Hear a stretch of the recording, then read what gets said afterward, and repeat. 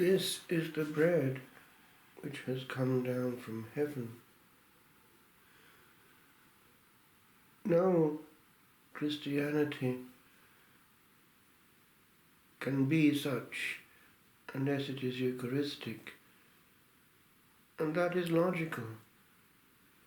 If it is true that the Lord has left himself on earth as the bread of our souls, then we cannot look elsewhere.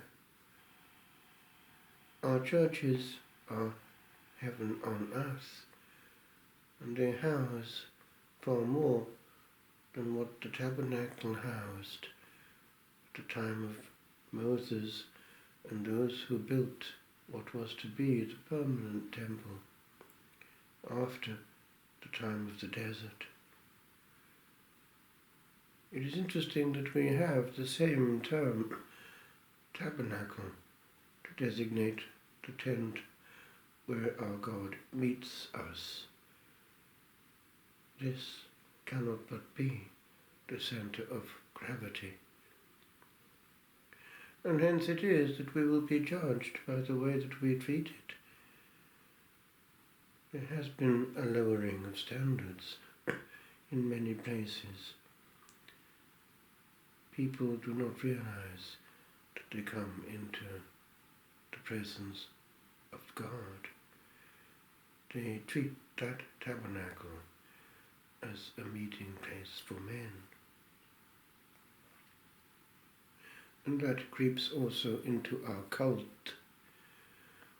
Despite the many centuries of divine pedagogy, which in the cult of old taught the people of God respect and otherness. Certain things were to be done by certain people and in a certain way. We seem to think that we've grown out of all that. It is actually quite tragic that quite often our brethren who haven't the sacraments as we have retained some interior elements that we might be in danger of losing. For having no props as we do, they only have the word. And one can see, for instance, an ordained preacher who prays well. Whereas we, because it's all laid on for us, can presume that we're still praying well when we go very quickly through the holy words given to us, or when we manipulate them, and also the instructions that accompany them. Actually, the divine will is concrete for us, and we cannot worship truly if we do not follow the divine will. What happens if we try to do that? We are worshipping ourselves and imitating the fall of the angel Lucifer. I will not serve, I will not obey, non serviam. Pride coming into the tabernacle of the Most High.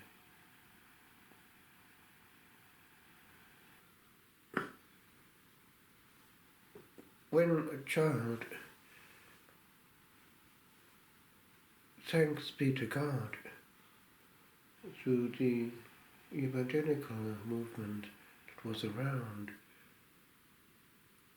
I was challenged to meet the Lord personally. But then that led to looking around. One thing I happened to look around at was what was going on in the nearby Catholic Church, which wouldn't have happened had it not been for the initial evangelical awakening. And then it hit me after assisting one Sunday morning at High Mass at our local Catholic Church, that actually for those of my age, 13, going to such a celebration packed with people still in Latin at the time, clouds of incense, was to meet indeed something different, something other, and to enter into a cloud of mystery which we didn't have. For us, all depended on the quality of the preacher, for better or for worse. There, I could see that children of my age were going up, down to the altar rails and encountering something greater and other, and being taught in a different way, the way of the heart that understands things in its own way, and that the sacred was truly being protected.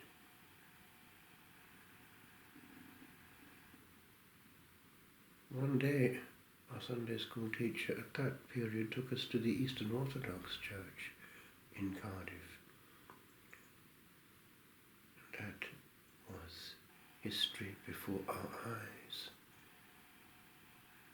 Ancient gestures, vestments, language, and gestures of a kind that suggested the beyond in a way that words cannot really do. I understood. This is glory. The tabernacle of the Most High must be approached with fear and trembling. And I remembered the words of the Most High to Moses, "Put off thy shoes from thy feet, for the ground